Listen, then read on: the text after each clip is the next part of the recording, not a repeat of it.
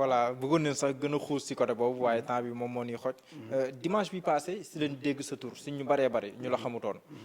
ñu ne danoo ñëw ba sa kër jël si la. ndaxte dafa am benn bataaxal boo bind yàq si lu mel ni xamee njiitu réew mi ak ñi ko jege. d'abord balaa ñu ñëw si anam yi la jàppee contribution bi boo ko doon tënk pour ñu am te nii liiruñu ko wala ñi ko bëgg a xam si wolof lan ngay wax. waaw contribution bi daal mooy mal gouvernance waaw li ñuy wax mal gouvernance moom rek moo tax moom laa mën a tënk daal ci benn kàddu quoi damay faral di wax ni am na ñu ñuy wax les travaillistes anglais nee nañu il faut être dur avec le crime mais il faut être dur avec les causes du crime léegi pour paraphraser ko damay wax ni il faut être dur avec la malgouvernance mais il faut être dur avec les causes de la malgouvernance. Mais vous avez surtout été dur sur les mots. Bah, dur sur les mots, c'est-à-dire que l'essentiel saaguma les mots sont durs mais je n'ai ni insulté ni injurié. xam nga aussi mais am na kàddu yoo xam te ni peut-être mën naa si ñëwaat monsieur le président de la République dans une de mes lettres que je vous ai adressées j'avais confirmé avec la plus grande conviction et sur la base de faits avérés que le Sénégal est dirigé actuellement par des voleurs impudents, des menteurs patentés, des insulteurs impertinents, des incultes arrogants, des forbans impavides, des trafiquants de drogue invétérés et des faussaires sans scrupules. Absolument. mais ay kàddu yu diis tamit ci tubaab mais lu mu tudd aussi c'est là que man un voleur noonu leen bëgg ma tuddee ko un voleur c'est un voleur. mais xam nga tamit Sénégal dafa am ñu ni bindoo dañuy bëgg a. déedéet saa ngay wormal sàng kàddu geeg yooyu. déedéet loolu ay woddu kàddu c'est-à-dire que bu dee baadoolo bu ndaw bi di ngeen nangu ñu ne voleur la mais bu dee kilifa la du ñu wax voleur un voleur est un voleur mu nekk baadoolo wala mu nekk kilifa pour moi un voleur est un voleur un faussaire est un faussaire.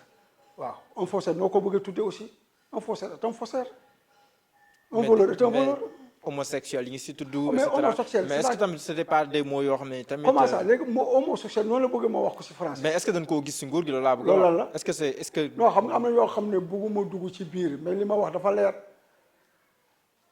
bu ma ne boo déggee ñu ne nguur aussi du càgg ne ñi nekk présidence wala ñi nekk. mais yow entourage yu président Macky Sall entourage mais ay directeur de mun na nekk ay directeur de service mun na nekk ay directeurs généraux et cetera ñooñu ñëpp ça fait partie boo déggee ñuy wax c'est-à-dire que ñooñu ñëpp bu ñu ko yemale rek ci présidence de la République quand je parle effectivement. mais pourtant dans la gestion du président Macky Sall par exemple si point bi bëgg ma sax ñu tardé si mais dans la gestion du président Macky Sall gisuñu loo xam ne ni peut-être def na ko wala kii ñu mën a wax ni ah lii kat borom ñaari tur yi la wala quelque chose comme ça. waaw c'est-à-dire que nga baal ma quoi niveau d'information bi ma am mun leen ko am quoi niveau d'information bi ma am le simple citoyen mënu ko am quoi donc dafa am détails yoo xam ne du ma ci dugg fekk da ngeen bëgg ma wax ay tour du ma ko wax mais je suis capable de dire telle personne léegi la n'invente pas commissaire de police là commissaire de waxantu pour lan pour faire plaisir à qui wala pour faire du mal à qui ba ma ne dafa am ay góor jigéen fii dafa am ay góor jigéen te du lu bees du su régime bi yàgg na.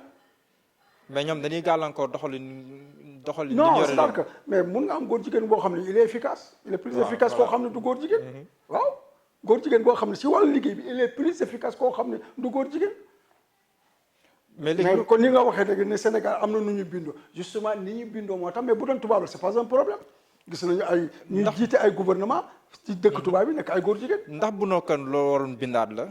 ak li si topp ndax di nga ko bindee comme ni nga ko bindee. dinaa ko bind encore une fois moi je m'assume c'est-à-dire que li may bind léegi lii laa gëm am na ñoo xam ne xëy na neexu leen mais évidemment ils ont le droit. mun na yaakaar ni que effectivement wax ji dafa diis wax ji dafa dëgër et cetera xëy na ñoom bu doon ñoom ne am na neneen noo xam ne noonu lañ koy bindee man nii laa ko bindee nii laa ko sentiré mais j'en assume les responsabilités fekk daf ma noor a indi loo xam ne coono la mais man nangu ma gàddu coono boobu fekk dañ ma si war a dugal kaso mais ñu dugal ma si kaso mu xam ne maa ko mais l'essentiel li may wax toujours. pare woon nga pour quitte avec ma conscience. pare woon nga pour dem kaso. waaw bu yàgg dimanche bi ñu ma convoqué à 16h30 ne da ngay dem mais sama jabar a ngi ni seede la. sama saaga nga ne boo bëgg ñu yéeg léegi ba léegi kiiwuma ko mu ngi foofu.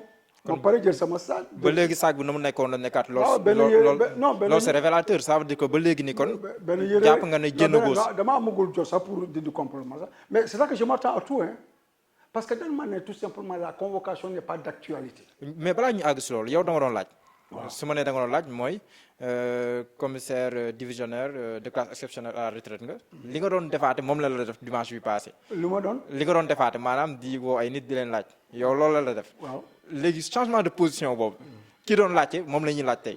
nan nga ko dundee. non c'est vrai que j'ai toujours intégré ça dans mon esprit rek j'ai toujours intégré dans mon esprit que àddina day wëlbatu ko waaw du loo xam ne dafa ma bett loolu loo xam ne dafa ma bett donc ñoom bi ñu ñëwee aussi vraiment jox nañ ma sama wàccuwaay yëpp respect bi ñu ma war a jox nañ ma ko interrogatoire bi ni ñu ko defee aussi si anam bu jaar yoon la ma tontu leen ci li nga xam ne moom laa gëm ne li ma bind maa ko bind li ma mosoon a bind aussi maa ko mosoon a bind te maa koy gàddu j'en suis responsable léegi lu ma ciy fekk rek vraiment nañu xam ne rek c'est par conviction man binduwuma pour di am ay buzz ça ne m'intéresse pas binduwuma aussi pour sénégalais yi nekk fii di ma tàccu ça ne m'intéresse pas binduwuma aussi pour di am ay nit parce que utuma nguur utuma dara li ma bind rek pour être conforme par rapport à ma conscience à mes convictions avec mes principes loolu rek la loolu bu ma ko amee rek naa wéet ci dëgg bi nga xam ne moom laa yaakaar ni moo fi nekk dëgg boobu xëy na dinaa ci wéet parce que ñi topp ñu ma mais du ma ci wéet ak suñu borom. laaj ak tontu bi nu mu demee woon. ma ne laaj ak tontu non du ma dugg si détail trop mais c'est là que li nga xam ne moom laa bind souvent loolu la ñu may laaj yaa bind le man waaw maa bind li lu tax nga bind le ma jox leen explication. mais yow jàppoo ne par exemple da nga xotti woon ma njiitu réew mi ñi ngi wax tamit si ay xibaar yu wérul moom nga joxe. waaw ñi ngi wax sax tamit da nga bëgg a nasaxal ay bànqaas yoo xam ne ñoom ñoo yor réew mi. c'est-à-dire que xam nga loolu c'est très facile. nañ ma ne rek lii nga wax da nga xotti orma njiitu réew mi lii nga wax ni nouvelle bu fausse la waaw da nga ko wax waaye du dëgg li ngay def nii da nga bëgg jalgati effectivement li nga xam ne mooy institution kuréelu réew mi ma ne ko nañ ma wax point par point rek boobaa dinaa tontu parce que mun naa ma wax loo xam ne c'est muy mauvaise compréhension de la part de ñi may lire mais xëy na bu ñu ma laaj pour ma leeral li nga xam ne moom laa ci bëgg a wax dama ko ciy wax. mais ba léegi nii yaa ngi koy wax dal la bi lay bàyyi dal la ne nekkatul d'actualité. waaye fu mu toll nii ba tey information judiciaire mën na see tijji sànq liir naa ko balaa mën nañ ko see tijji sànq liir naa ko balaa may ñëw. mu mel ni ba tey mbir mi daal mën nañ koo tijjiwaat à tout moment loolu yow nan nga ko jàngatee. moi je dirais que man je suis prêt à toutes les éventualités. waaw mais est-ce que mbir mi jar na information judiciaire. man fi mu ne fii c'est que damay koo xam ne dama am expérience radiation bi dafa am ci jàng lu bëree am nguur ak affaire ak état c'est pas maintenant même pendant la radiation doon nañ ma topp doon nañ ma filer convoqué nañ ma ay auto éclaté nañ fii yaa ngi yéen a ngi fa boobu est-ce que sax juddu woon nga sax jamono yooyu mooy bi auto éclaté fële jëppal ah am ñu fa def bombe voiture piégée et cetera on m'a convoqué pare woon na pour arrêtement parce que y avait le quart du GMI mun maa dugg si yenn détails yi quoi et cetera mais j'ai vécu waaw am na foo xam ne daal comme tu dis à certains fi ma jaar ku fa jaar da ngay tax ban donc je suis quelqu'un boo xam ne je suis très serein je suis très tranquille amul loo xam ne mun na ma yéem actuellement si àddina quoi du si jëf du si doomu aadama quoi fi mu defee yàlla rek laa gis quoi